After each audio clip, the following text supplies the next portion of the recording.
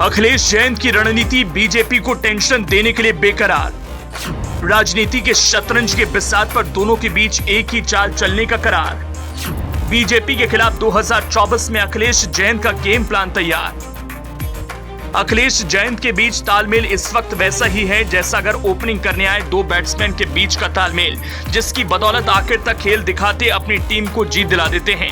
ऐसा ही तालमेल अखिलेश और जयंत के बीच है। दोनों के बीच सियासी रिश्ते में मजबूती 2022 के विधानसभा चुनाव में आई। दोनों एक साथ मिलकर अपनी सियासी पारी खेले और बीजेपी को यह जता दिया कि मुकाबला आसान नहीं होने वाला।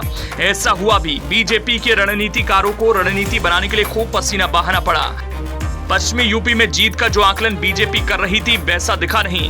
अखिलेश और जयंत का ये रिश्ता खतौली विधानसभा उपचुनाव में भी दिखा।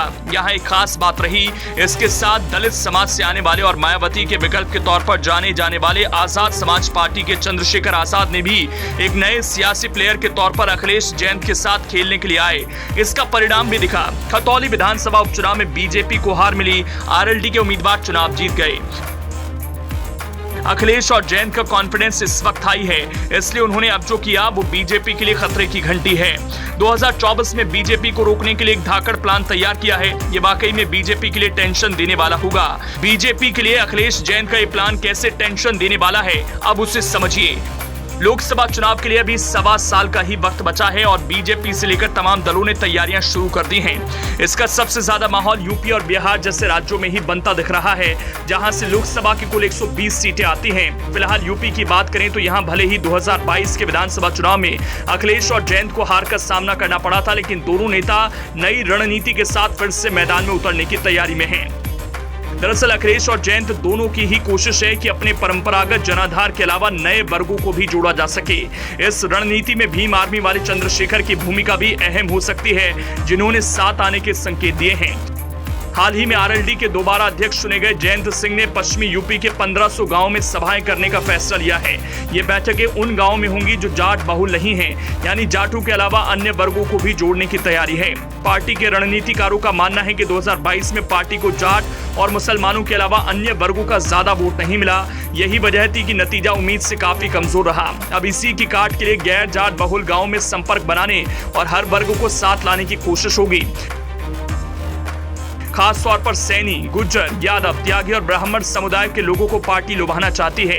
मुस्लिम और जाटों को वो काफी हद तक अपने पाले में मान रही है। इस रणनीति में आजाद समाज पार्टी बनाकर राजनीति में उतरे चंद्रशेखर का रोल भी अहम है। वो सहारनपुर, बिजनौर, मुजफ्फरनगर और मेरठ जैसे इलाकों में प्रभाव रखते हैं। इसके अलावा पूरे सूबे में पिछड़े और दलितों की एकता का संदेश भी उनके साथ गठबंधन कर देने की कोशिश होगी। इसके अलावा अखिलेश यादव ने पूर्वांचल, अवध, रोहिलखंड और बुंदेलखंड पर फोकस किया है। यहाँ गैर यादव समुदायों को साथ लाने की कोशिश में हैं। हाल ही में घोषित सपा की राष्ट्रीय कार्यकारिणी में स्वामी प्रसाद मौर्य, रामजी लाल सुमन और राम अचल राजभर जैसे नेताओं को उन्होंने तवज्जो दी है। साफ है कि अखिलेश यादव गैर यादव ओबीसी बिरादरियों को भी साथ लाकर एक गुलदस्ता बनाना चाहते हैं। यही वजह है कि स्वामी प्रसाद मौर्य के बयानों पर वो कोई रिएक्शन देने की बजाय संतुलित हैं और उल्टे सरकार से सवाल दाग रहे हैं। इसके अलावा बीते कुछ महीनों से लगातार ओबीसी वर्ग की मांगों को उठा रहे हैं।